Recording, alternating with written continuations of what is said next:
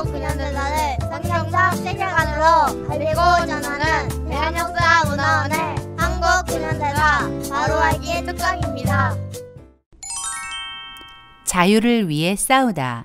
네 번째 이야기. 대한민국 국민이 꼭 알아야 할 독립운동의 역사. 이승만 박사와 임시정부 이야기입니다. 3.1운동 이후 독립의 열망은 더 간절해졌고 이에 따라 국내외에서 속속 임시정부가 수립되었습니다. 그 가운데 영향력이 큰 조직은 연해주의 대한국민의회, 상해 임시정부, 서울의 한성정부였습니다. 임시정부 중 가장 처음 수립된 대한국민의회는 노령 임시정부라 불렸는데 1919년 3월 17일 대통령 손병희, 부통령 박영효, 그리고 국무총리에 이승만 박사를 내정하여 임시정부 수립을 선포하였습니다. 이승만 박사는 자신이 노령 임시정부의 국무총리가 되었다는 사실을 샌프란시스코에서 발간되는 교민신문 신한민보를 통해서 처음 알게 되었다고 합니다. 그리고 그 뒤를 이어 4월 11일 중국 상해에 신한청년당을 중심으로 활동하던 독립운동가들에 의해 상해 임시정부가 수립되었습니다. 상해 임시정부는 대통령이 없이 국무총리가 지휘하는 정부였는데 국무총리에 임명된 사람이 바로 이승만 박사였습니다. 이 박사는 필라델피아 대한인 총대표회의 중인 4월 15일 전보를 통해 그 소식을 듣게 되었습니다.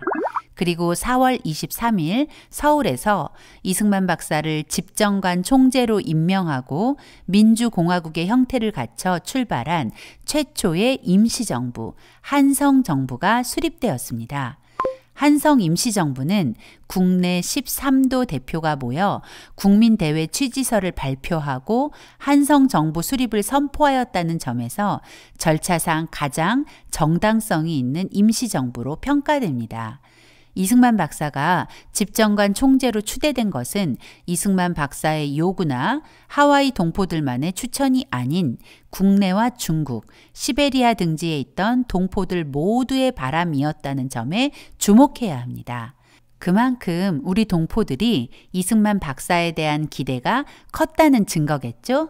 한성 정부의 집정관 총재가 된 이승만 박사는 워싱턴에 대한공화국 본부를 설치하고 외교 활동을 펼치며 각국 정상에게 한국이 임시정부를 수립하였음을 공식 서한을 통해 선포하면서 자신을 President of Republic of Korea라고 소개했습니다.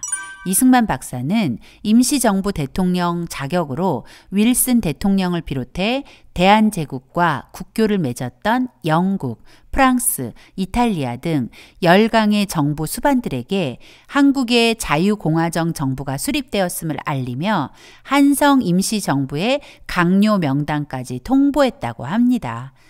특별히 미국에 보낸 서한에는 김규식을 파리 강화회의 대표로 보낼 것이니 발언권을 달라 요구하며 요구의 근거로 1882년 조미수호 통상조약을 운운하기도 했습니다. 뿐만 아니라 일본에게 한국이 정부를 수립하였으니 일본 정부는 한국을 주권 국가로 인정하고 최소 외교관을 제외한 모든 일본인을 한반도에서 즉각 철수하라고 통보하기도 했습니다. 이렇듯 여러 곳에서 임시정부가 수립되자 이를 통합하려는 움직임이 일어났습니다.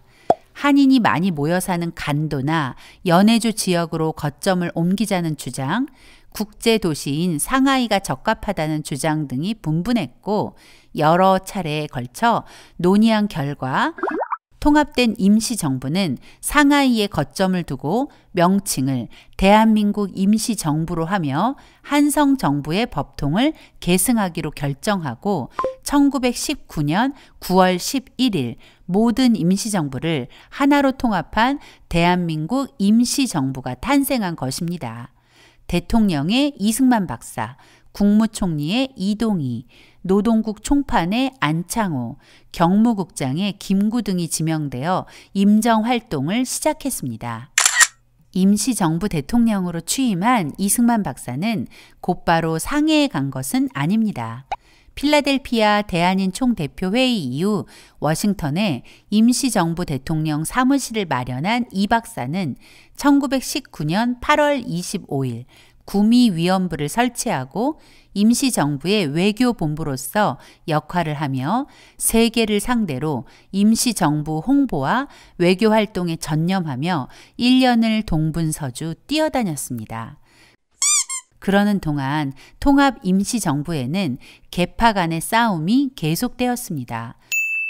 뿐만 아니라 1919년 5월 상해에 도착한 안창호와 11월에 도착한 이동희가 결탁하여 1920년 5월 이후 대통령 불신임 운동을 펼치며 이승만 박사에게 상해로 오지 않으면 불신임 결의를 하겠다며 협박하는 편지를 보내기도 했습니다.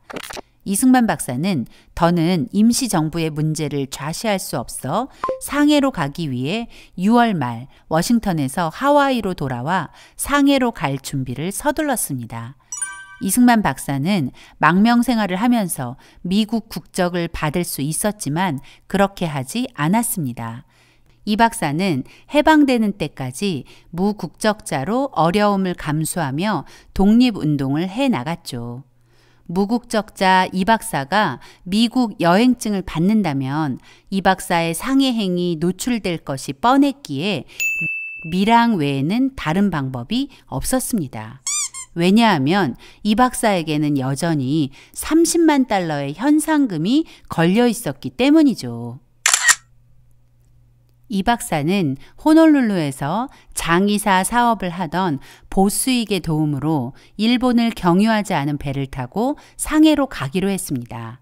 보스익은 이승만 박사보다 나이가 위였지만 하와이에 와서 인연을 맺은 평생의 친구로 이승만 박사가 돌아가시는 순간까지 이 박사를 도왔던 사람입니다. 보스익은 이승만 박사를 자신의 별장에 숨겨두고 배편을 알아보는 한편 이승만 박사가 이미 상해로 떠났다는 가짜 소문을 내서 이 박사가 무사히 상해로 갈 수 있도록 힘을 썼죠. 마침내 11월 16일 새벽 중국인으로 변장한 이승만 박사는 아들과도 같은 평생 동지 임병직과 상해로 가는 배에 올랐습니다.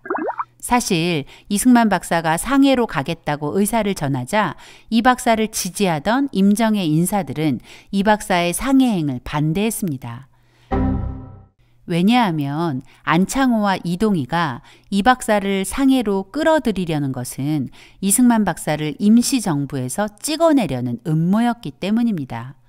이승만 박사 측근이었던 안현경과 장붕의 편지가 그때의 상황을 이야기해 줍니다.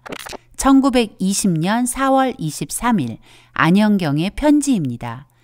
결단코 이곳으로 오지 마시옵소서.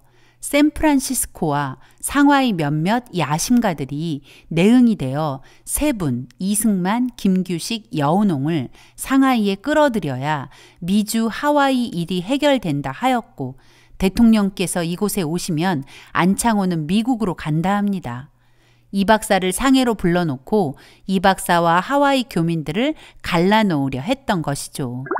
7월 16일 장붕의 편지는 더 구체적입니다.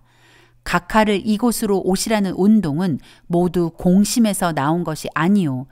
여러 가지 작은 허물을 찾아내어 공박하자는 의도에 불과하며 또 각하를 위하는 사람들은 모두 오시는 것을 원치 아니하나이다. 연일 국무회의도 하고 차장들이 비밀이 단결되어 각하를 공격할 하자도 찾고 방책도 연구하는 듯 하외다.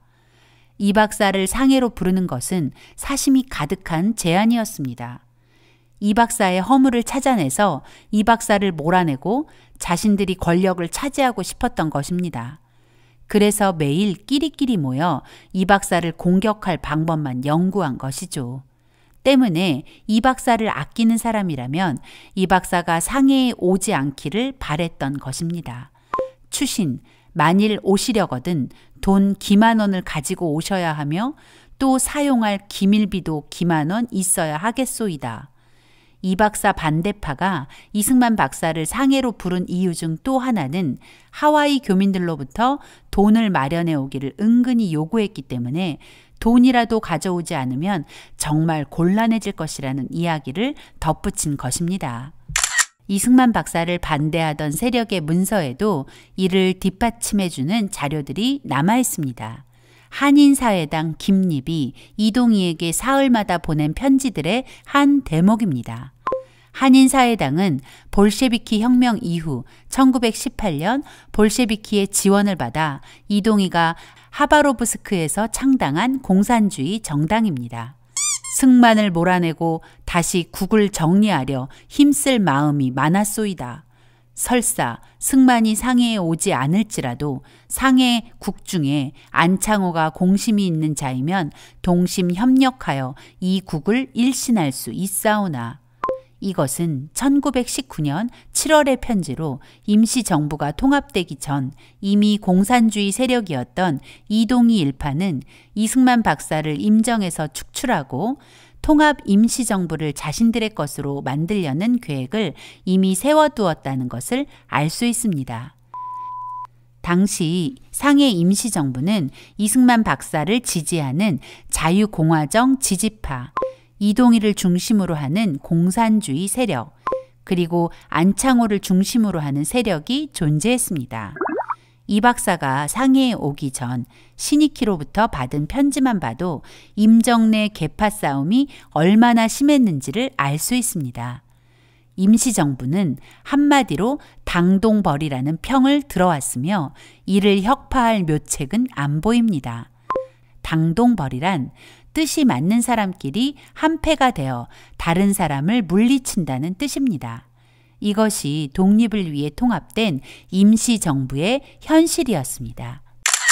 김구는 이승만 박사 부임을 전후한 당시 임시정부 상황을 백범일지에 이렇게 적었습니다. 김인현 대한민국 임시정부 원년에는 국내외가 일치하여 민족운동에 매진하였다. 그러나 세계사조가 점차 봉건이니 사회주의니 복잡해지면서 단순하던 우리 운동계에도 사상이 갈리고 음양으로 투쟁이 전개되었다. 임시정부 직원 중에서도 공산주의니 민족주의니 하는 분파적 충돌이 격렬해졌다. 심지어 정부의 국무원 중에서도 대통령과 각부 총장들 간에 민주주의냐 공산주의냐로 각기 옳다는 주장에 따라 갈라졌다. 그 대강을 거론하면 국무총리 이동희는 공산혁명을 부르짖고 대통령 이승만은 민주주의를 주장하였다. 맞습니다. 대한민국 임시정부는 시작부터 민주주의 그리고 공산주의로 나뉘어 있었고 또 하나의 세력, 안창호파가 존재했습니다. 장붕이 이 박사에게 보낸 편지의 한 대목을 보면 안창호가 임정의 3분의 2 이상을 독점하고 있으니 대책이 필요하다고 말합니다. 실제로 안창호가 상하이에 와서 황제 노릇한다는 반발이 일어날 정도였습니다.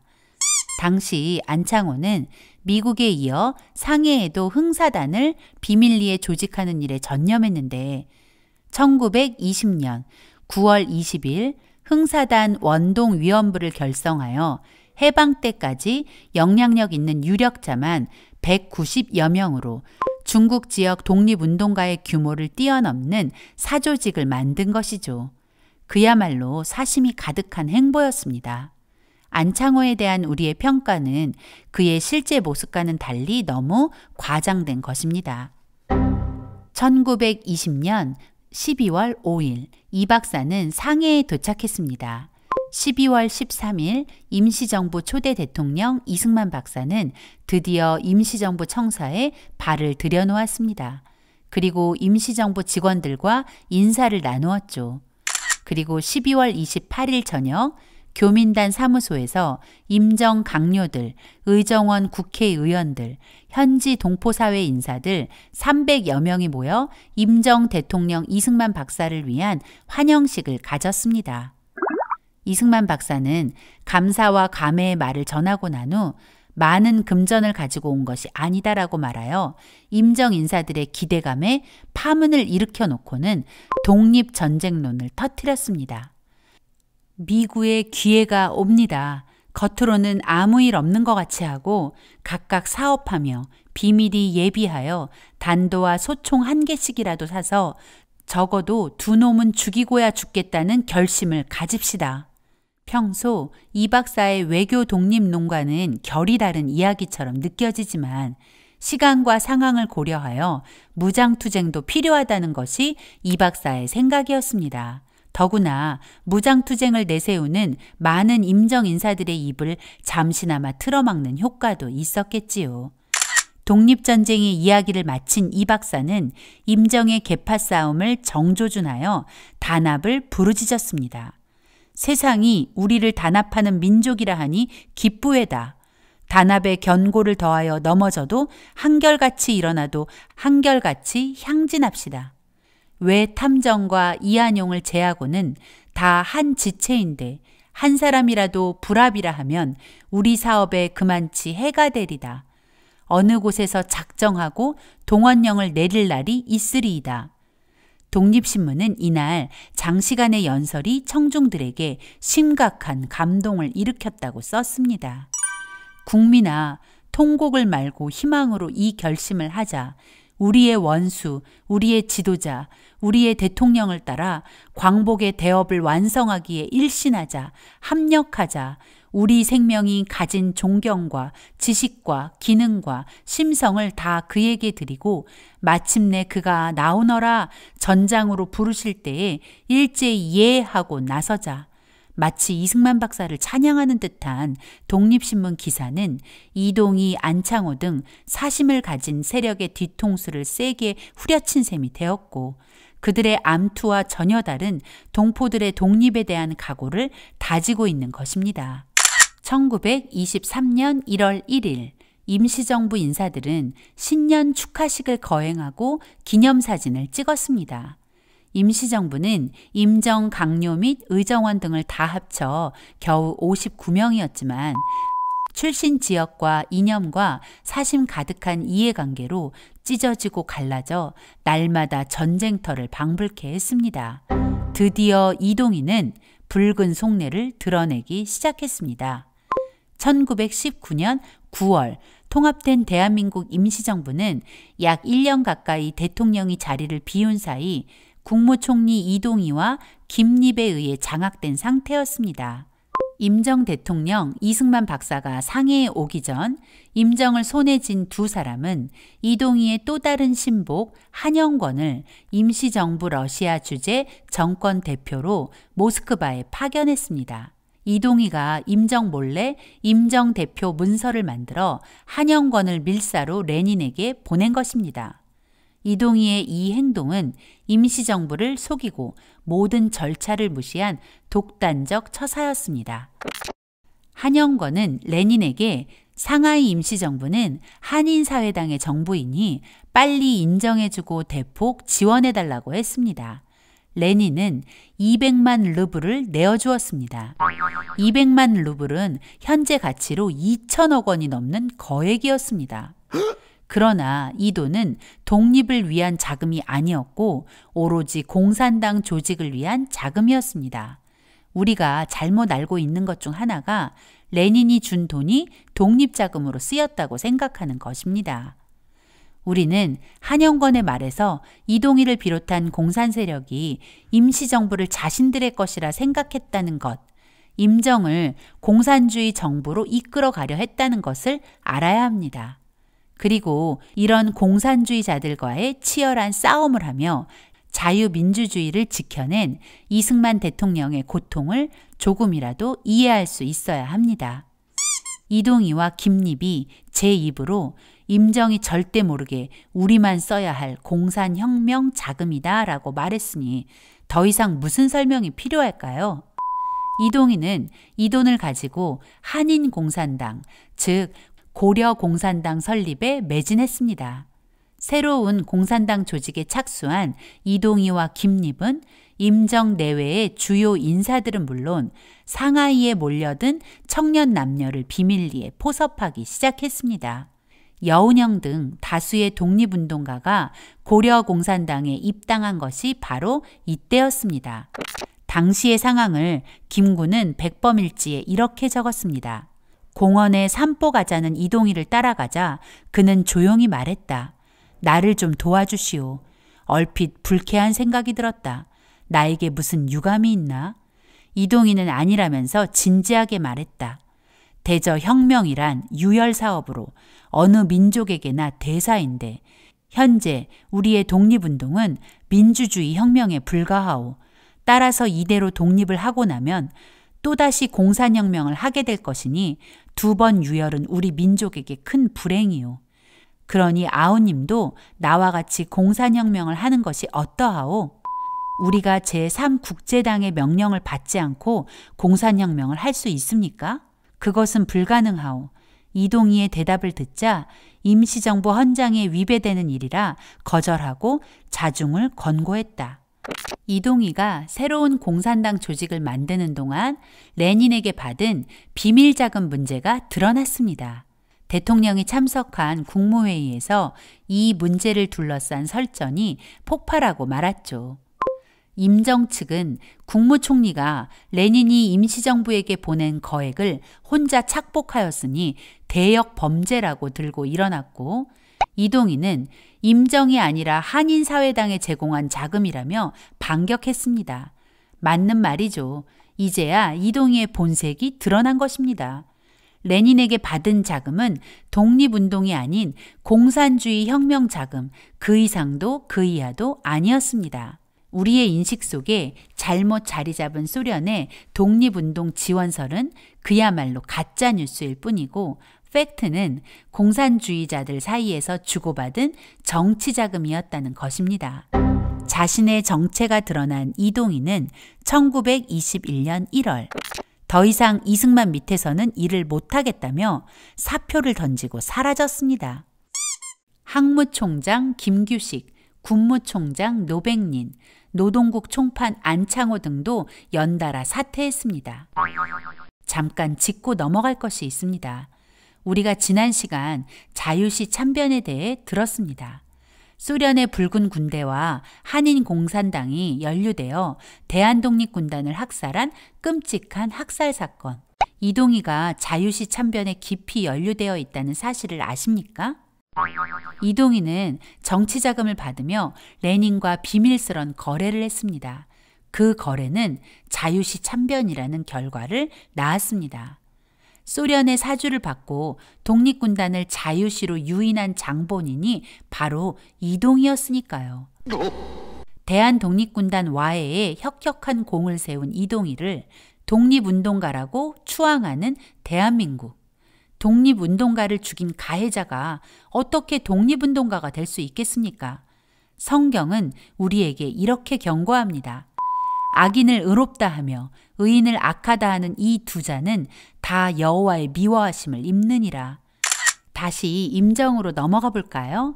임정을 떠나기 전 안창호는 끝까지 이승만 박사 흠집내기에 열을 올렸습니다. 안창호와 여운형은 군중대회를 열고 미국에 의존하려는 이승만의 독립운동 노선이 독립정신을 위배하는 것이라고 이 박사를 공격했습니다. 이승만 박사의 외교 독립 노선을 두고 하는 말입니다. 정작 독립정신을 위배하는 것은 자신들의 사욕을 위해 분열을 조장하는 그들 자신이었는데도 말이죠. 그런 상황에서 이승만 박사는 임시정부를 하나로 만들어 보려고 새해 연두교서를 발표하고 현실에 맞는 임정의 활동 목표와 방법론까지 제시하며 설득해봤지만 소용없는 일이었습니다. 미국식 자유민주주의와 실용주의적 교육을 받고 기독교 세계관을 추구하는 이승만 박사가 임정에서 할 수 있는 일은 더 이상 없었습니다. 임정은 점점 파국을 향해 달려가는 폭주 기관차와 같았습니다. 이 박사는 더 이상 상해에 머무를 이유가 없어졌습니다. 때마침 미 국무장관 찰스 에반스 휴즈가 태평양 지역 9개국의 해군 군비 축소 회담을 제의하자 이승만 박사는 9개국 군축회의에서 한국의 독립을 호소하기 위한 준비 작업을 한다는 명분으로 미국행을 결정하고 상해 부임 5개월여 만인 1921년 5월 중순 상해를 떠났습니다. 후일 하와이에 돌아온 이승만 박사는 지지자들을 모아 대한인 동지회를 조직했는데 그것은 상해에서 조직이 없어서 늘 발목을 잡혀 아무것도 할 수 없었던 고통스러운 경험의 산물이었습니다.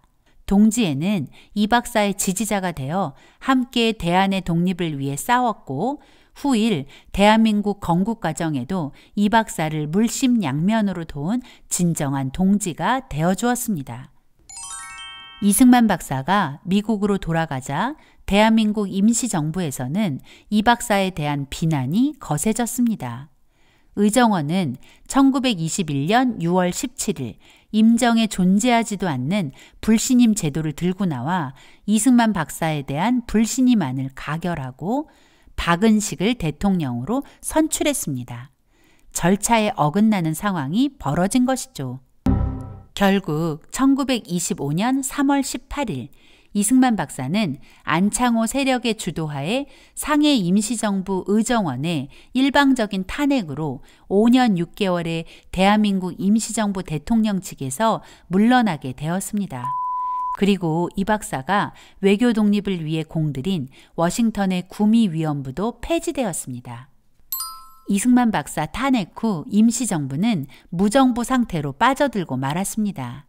2대 대통령 박은식이 67세로 숨을 거두고 난 뒤 김구에게 기회가 왔습니다.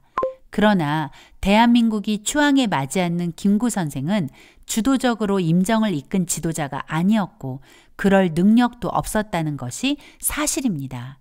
1927년 1월 19일 임시정부는 소비에트식 개헌안을 통과시켰고 김구가 임정의 사령탑이 되었습니다. 이제 임시정부는 본격적으로 공산체제로 변질되었습니다.